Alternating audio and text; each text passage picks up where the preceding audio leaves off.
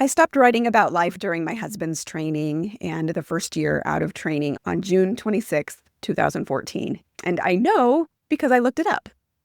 But what I didn't need to look up was the feeling that I had on that day. I had been writing for years about what was coming, about the finish line that we were anticipating, about how if we could just get through residency, through fellowship, through the season that was taking everything from us, that we would arrive somewhere better, somewhere worth it. And I wrote that because I believed it. I wrote that because that is the message that so many of us were given. And I wrote it because we were still in it, and I really needed it to be true. And then, like with so many things, then we weren't in it anymore. We arrived. And I sat down to write, and I had nothing to say. I had been telling women just like me to hang on, that it was going to get better. And then we got there, and it didn't feel the way I had been promised. And I couldn't keep writing something that I no longer believed was the whole truth. It felt like a fraud, and I could not do it. I had been counting on a rival to do something that a rival cannot do. I had assumed that if we could just survive the hard years, that something on the other side would fix what the hard years had done. But time marches on whether we want it to or not. That's true whether we change or not. And I had been waiting, not working. I had been surviving, not building. And I had no idea that was even a distinction worth making. So I closed the laptop. What I didn't know then, and couldn't have known then, is that stopping was the most important thing I ever did for this work. Welcome back to Supporting Physician Spouses. This is the go-to podcast for physician spouses who are done white-knuckling through life married to medicine. I am your host, Kendra Harvey, professional certified life coach, advocate, mentor, and the person who will say the things that no one else is saying, but we're all thinking. All right, let's reorient ourselves. 2 weeks ago, I put out an episode about casting votes. The idea being that every decision you make today, even the small ones and even the ones that don't look like they're going anywhere, is a vote for the woman that you are becoming. Now, you don't always get to see the result of the vote right away. Sometimes you won't see it for years. And then this last week, you heard from Aditi, law school, then fitness instructor, then back to law, then real estate, and then creating homes for healers. If you had watched any single one of those pivots from the outside, you might have thought, what is she doing? This is all over the place. Where is she going with this? But you heard her tell the whole story. And from here, in the now, in today's present, the past is perfectly clear. Every single step was moving her towards something true about who she is and what she is here to do. She just couldn't see that from inside any one season. Now today I want to show you what that looked like in my own story, because it didn't take me a decade to see. It took me a few more years than that. And for most of that time, it didn't look like anything at all. Now the first blog was never meant to be a coaching resource, although if I'm being honest, if I had had the words for it then, maybe I would have called it that. Because what I was essentially doing is writing to myself. Like, what is it that I needed to hear? It wasn't polished. It wasn't strategic. It was just me writing about what we were living through, the final stretch of my husband's residency, of fellowship, and then our first year on the other side of training. And I wrote what I wish I would have had available to read back then. I was writing to women who were a step or two behind me, for women who were just starting on this journey, who didn't know what to expect. I was writing to women who needed someone to tell them it was going to be worth it. And that is what I truly believed when I wrote. I wasn't performing hope. I had it. And I was counting on that hope to do a lot of the heavy lifting. So when we actually did get to the other side, and the feeling that I had been promised and had passed that promise on to others didn't come about, I didn't know what to do with that. So I stopped writing. I just went quiet. And in that quiet, instead of looking outward for the next thing to wait for, I finally started looking inward.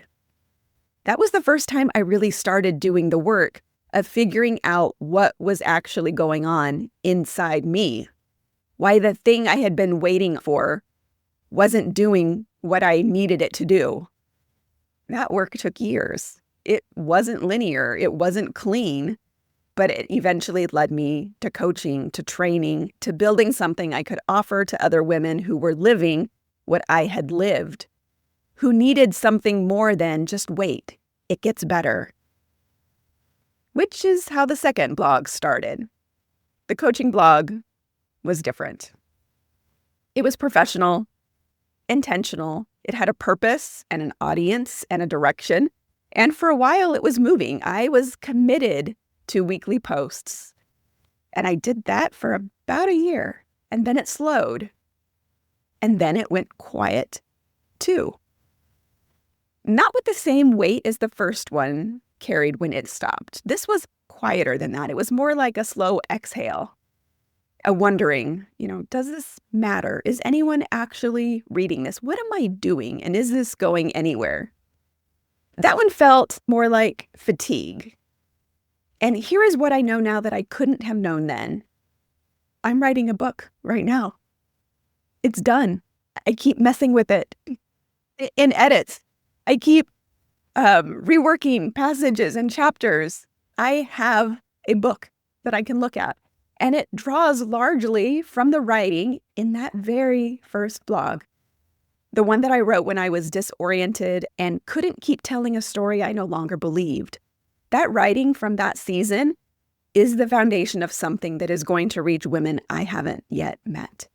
Women who are sitting exactly where I was sitting when I wrote it. Many years, 2 dark stretches between writing and not writing, and I had no idea that any of it was going anywhere. This is what I mean when I say meaning is retrospective. You do not get to see how the pieces connect from inside any one moment. You only get that view from far enough down the road to look back. There is a line that's often attributed to the philosopher Kierkegaard, that life can only be understood backwards, but it must be lived forwards. I think about that a lot because it is true in a way that is almost uncomfortable. You don't get to understand what you're doing while you're doing it. You only get to understand it later when you have enough distance to look back and see the shape of it. And what that means practically for you and for me is that seasons that look like nothing were not nothing. They just hadn't found their meaning yet. I also want to be careful here because there is a difference between a vote that redirects and quitting. And I don't think the difference can be measured by whether it worked. I think the difference is measured by whether the decision moved you closer to something true about what you actually needed. Even if you couldn't name what it was at the time, most of the pivots that look like failures from the outside were actually just pivots. They were a quiet move toward something true. And sometimes, just sometimes, a stop is just honest discernment. And that is its own kind of self-knowledge, and it deserves to be treated that way. You're going to get to know a lot about me today because I'm going to give you some more examples, and maybe you can see some of your life in them as well. I started running long distance. Actually, let me rewind and preface that by saying, in high school, I had a stint of running, all of one season of track my freshman year of high school, where I figured out quickly, this was not for me. And then I went to college and I had a roommate who enjoyed running. And so I thought I would try running. And I tried it and I did not like it. And so I stopped. And then in 2000, after a very long time of not running, I decided that I was going to run a marathon. So I went from no running to I'm going to run a marathon. And so that was 2002, before I met my husband. But incidentally, my husband and I actually trained for a marathon together during our courtship while he was in the middle of medical school. So 3 weeks after our wedding, we ran 26.2 miles together. And that was the last full marathon I ever ran. Now, years later, after my third baby, I trained for a half marathon just to see if I could do it again. And I don't think I've ran a mile since then. That was 2010. And I have absolutely zero regrets about that. My body is not built for running. It told me that my freshman year of high school. It told me that again in college. But I didn't listen to it in 2002. I said, I'm going to run a marathon. And part of that, I think, is just my stubborn nature. Like, if I say I'm going to do something, you better believe I'm going to figure out a way to do it. And I did. And that part felt really good. But again, my body's not built for running. I do not love it. I don't miss it. I gave it everything I had in the season that it belonged to. I listened to what it told me, and I walked away without making it mean a single thing about my character. I am proud of every mile I logged. I'm proud of the medals I have, but I don't need to prove that to myself again. Sometimes you just learn what doesn't belong to you, and that is information worth having. Now, I know what some of you are thinking. Well, isn't that nice, Kendra? But what if it really was just quitting? What if there's no pattern, no hidden meaning, no vote being cast? What if I just gave up? I got a story for that too. I want to tell you about scrapbooking. When my kids were little and Adrian was in residency, there was a woman in our neighborhood who started a scrapbooking club. And really, I desperately needed somewhere to go on a regular basis. And so I liked it, not necessarily the projects themselves, but the social part of it. A night out once a month in my own neighborhood, the showing up, the sitting around a table with other women and creating together. That chapter was real, and I was, I guess, good at it, and it mattered. The projects that came out of it, my kids love them. Their books, they still look at them. If you pull them off the shelf today, you can see my effort reflected back. Now, what's also interesting is that my oldest child has the most. And as you can imagine, as you go down through 5 kids, the youngest has none. And this is just what happens. Life got fuller, the seasons changed, and the scrapbooking tapered the way things do when they've run their course. Now, here's the part I want you to know. During that time, I collected a lot of equipment. It was, I think I was in that club for 3 years. And so every month I'd come home with more stuff, There's stamps and ink and paper, all sorts of paper. There's die cuts, there's markers, I had a lot of stuff, box after box. And we moved 4 times. And all of those boxes followed us every time. Sometimes they got unpacked. Sometimes they didn't, but we kept bringing them with us wherever we went. For me, getting rid of it felt like admitting something. Like if I let it go, I was saying that the investment had been wrong, that it was a waste of money, or that the chapter had been a mistake, especially since I wasn't using it anymore, that I probably never should have bought them in the first place. And so I kept this stuff. And every time I saw it, it reminded me that I wasn't that person anymore. It sat in the closet like a quiet accusation of my worth. Like, I'm here. Why aren't you using me? And then I decided I could finally just let it go. It wasn't serving me anymore. And that constant reminder of something sitting here that's not being used, I was ready to be done with. And this isn't because scrapbooking had been a failure. It wasn't. The books still exist. I have a few of them. The memories are preserved, at least for those couple of years. The social season was exactly what I needed when I needed it, but the chapter was complete. And I had been holding on to the equipment as if releasing it meant losing something, when really I had already received everything that chapter had to give me. And it was time to let it go, to quit. What I know now is that my creative soul does not live in my hands. It lives in words, in patterns, In the work of this podcast, in my coaching, this is where I come alive. Scrapbooking showed me that. It was clear, it was honest, it was useful information about who I am and where I prefer to create. Sure, I will probably try something hands-on again someday. But I put down what was complete. And that's not exactly quitting. So if you're sitting with something that you walked away from, something that didn't resolve with a visible win, something that felt like it just faded out, I want you to consider this. Did it tell you something true about what you needed in that season, about what you are made of or what you're not, about who you were becoming, even if you couldn't see it? Because even the chapters that don't point anywhere specific still count. You remember last week, Aditi Pemaraju sat across from me, or as across from me as you can on a podcast, and she told her story. Law, the bar instructing, then back to law, then real estate, then Homes for Healers, which is the work she's doing now. If you had watched any single one of those transactions from the outside in real time, you might have wondered, what was she doing? Could she commit to anything? Did she know where she was going? Every single one of those pivots was moving her toward something. She just couldn't see that from inside any one of them. Neither could I.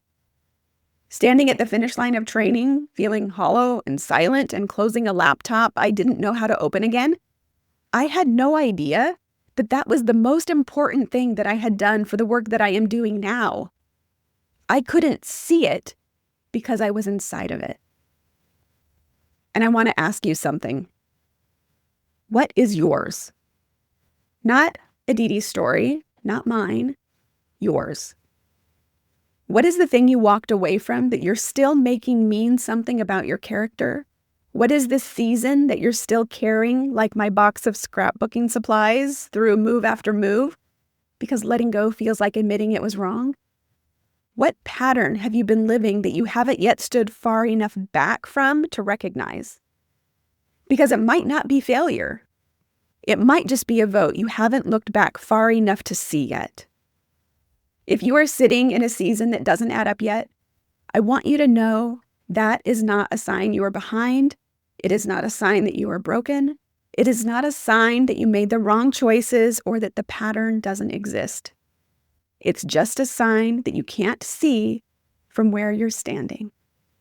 If you want help starting to name what your pattern actually is and what it might be costing you, I have a free assessment. It's called The Hidden Cost of Being the Strong One. That is a good place to start. You can find it at itgetsbetternow.com.